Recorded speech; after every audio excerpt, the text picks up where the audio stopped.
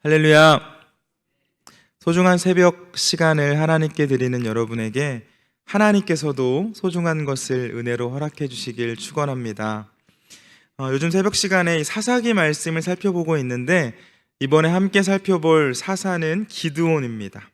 이 신앙인들에게 기드온은 많은 사사 중에서도 특별히 주목을 받는 인물이죠. 소개되는 분량은 비록 삼손보다는 짧을 수 있지만 그의 모습 속에서 여러 가지로 배울 점이 많고 또 신앙의 모범을 보이기 때문에 그렇습니다.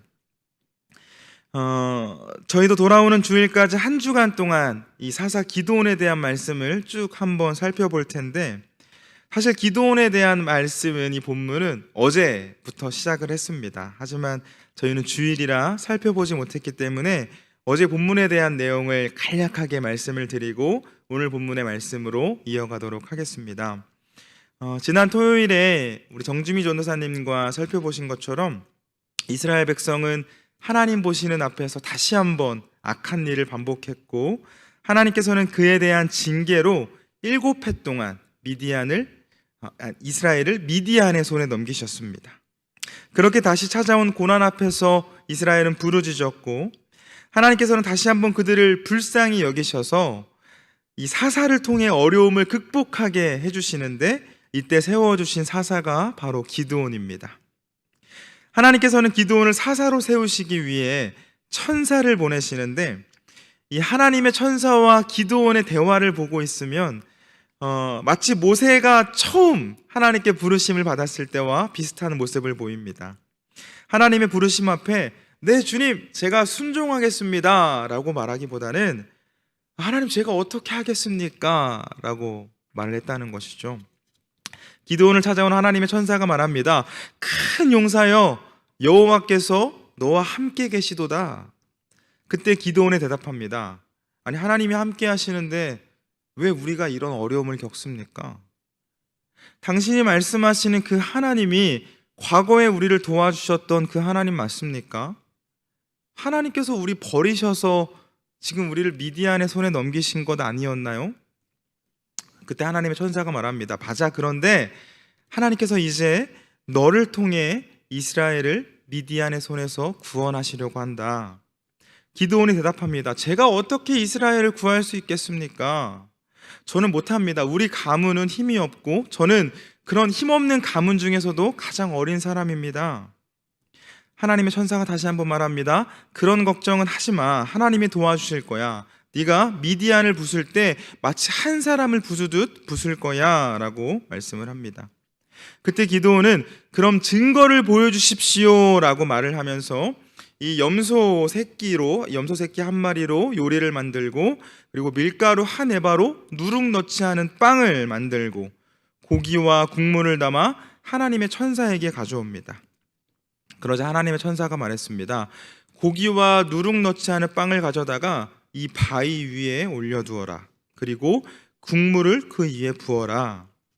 기드온이 그대로 따르자 하나님의 천사가 그 바위 위에 있는 고기와 빵에 이 지팡이를 대었는데, 그 순간 바위에서 불이 나와서 이 고기와 빵을 모두 불살라 버렸고, 기드온의 눈에는 더 이상 하나님의 천사가 보이지 않았습니다. 그제서야 기드온은 자신을 찾아온 이 존재가 하나님의 천사라는 것을 확신했고, 자신이 감히 이 하나님의 천사를 시험했다는 생각에 두려워 떨고 있을 때, 이번에는 하나님께서 직접 기드온을 찾아오셨습니다. 그리고는 안심해, 두려워하지 마, 너는 죽지 않을 거야 라고 말씀을 해주십니다. 그 후에 기드온이 엎드려 하나님께 예배를 드렸습니다. 그리고 이제 오늘 함께 읽은 이 본문의 이야기로 내용이 연결되는데, 바로 그날 밤 기드온이 하나님께 예배를 드린 그날 밤의 이야기로 내용이 연결됩니다. 하나님께서 기드온을 찾아오셔서 말씀하셨습니다. 내 아버지 집의 외양간에서 7해 된 수소를 한 마리 끌고 와서 산 꼭대기에서 예배를 드려라. 그리고 네 아버지 집에 있는 이 바알 제단을 다 허물고 아세라 상을 찍어서 불을 살라 번제로 드려라 라고 말씀하셨습니다. 쉽게 말씀드리면 이 기드온이 사사로 세움을 받기 전에 제사 곧 예배를 드릴 것을 말씀하셨는데, 그 그 당시에 제사를 드리기 위해 필요한 이 제물을 태우기 위한 땔감으로 우상들을 부수어서, 때려 부수어서 사용하라는 말씀입니다. 사사기 6장 15절 말씀 보면 기드온은 므낫세 지파라고 소개되고 있는데, 하나님께서 네 집에 있는 바알과 아세라 제단을 헐라라고 말씀하신 것을 보면 기드온의 집은 하나님의 백성임에도 불구하고 우상을 숭배했음을 알 수 있습니다. 여러분, 하나님께서 기드온을 찾아와서 주신 이 말씀으로 알 수 있는 것이 무엇입니까? 하나님과 교제하기 위해, 또 하나님께 쓰임을 받기 위해 이 우상들과의 싸움은 불가피합니다. 내 삶의 우상을 끊어내지 않으면 하나님의 역사를 기대할 수가 없습니다. 하나님께서는 기드온이 이 백성들의 사사로 쓰임을 받기 위해 가장 먼저 해야 할 일로 하나님께 예배를 드리는 것과 우상 숭배를 정리할 것을 말씀하셨습니다. 그리고 기드온은 그 말씀에 순종합니다. 10명의 사람들을 데리고 와서 하나님께서 주신 말씀 그대로 순종했습니다. 단 아버지와 그 아버지에게 속한 사람들, 그리고 그 동네 사람들, 성읍 사람들이 두려웠던 기드온은 이 모든 일을 낮에 하지는 않고 모두가 자는 밤에 그 일을 수행합니다. 그러나 계속해서 숨길 수 있는 일은 아니었죠. 이 성읍 사람들은 바로 다음 날 눈치를 챘습니다. 당연한 것이 하나님께서 제단을 산 위에 쌓으라고 하셨으니 사람들이 아침이 되어서 집 밖으로 나오자마자 보이지 않았겠습니까? 또 그들이 섬기던 그 우상의 제단들이 모두 부서져 있는 것을 보는 것도 결국은 시간 문제였습니다. 이에 그 성읍 사람들이 조사단을 꾸려서 이걸 누가 이렇게 했는지 조사를 진행했는데, 결국 지난밤에 기드온이 벌인 일이라는 것을 알아차리고는 이 기드온의 아버지 요아스에게 찾아와서 따져 말합니다. 당신의 아들 끌어내십시오. 그는 죽어야 마땅합니다. 당신의 아들이 바알의 제단을 헐고 아세라 상을 찍어버렸습니다. 여러분, 이 당시 바알과 아세라는 그 동네, 그 성읍의 수호신 또는 보호자로 여겨졌습니다. 자신들을 지켜주는 그 모든 형상들이 파괴되었으니 이에 대한 책임을 지라는 것이죠. 여러분, 웃기지 않습니까? 지금 이 말을 하고 있는 사람들이 누구죠? 가나안 사람들인가요? 그렇지 않습니다. 하나님의 백성이라고 하는 이스라엘 사람들이 떠들고 있는 소리입니다. 당시 이스라엘의 영적 상태를 그대로 보여주고 있는 말씀입니다. 하나님의 백성이라면 오히려 우상 숭배하고 있는 사람들을 보면서 당신 지금 제정신입니까? 어쩌려고 이러는 것입니까? 라고 말해야 하지 않겠습니까? 그런데 지금 우상을 제거하고 하나님께 예배를 드리고 있는 기드온을 향해서 너는 죽어야 마땅하다고 말하고 있습니다. 이스라엘이 얼마나 악해져 있는지 볼 수 있습니다. 그때 기드온의 아버지가 말합니다. 당신들 지금 바알의 편에서 싸우겠다는 말씀입니까? 지금 당신들이 하고 있는 것을 보면 바알이 당신들을 구해주는 것이 아니라 마치 당신들이 바알을 구하려고 하는 것 같습니다. 기억하십시오. 누구든지 바알의 편에 선 사람들은, 바알의 편에 선 자들은 내일 아침에 죽음을 면하지 못할 것입니다. 이 일로 사람들은 기드온을 여룻바알이라고 부르게 되었는데, 이는 바알과 다투었다라는 뜻이고, 오늘 본문에서 소개되는 기드온의 이야기는 여기서 끝이 납니다. 여러분, 오늘 말씀은 하나님께서 기드온을 테스트하기 위해 주신 말씀으로 보입니다.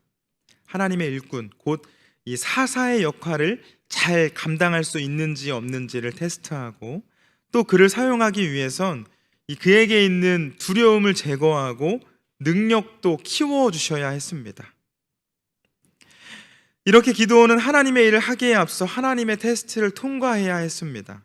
그런데 여러분, 하나님께서 주신 이 말씀을 정말 테스트로 봤을 때 하나님 조금 매정하신 분, 좀 너무하신 분으로 느껴지시지 않습니까?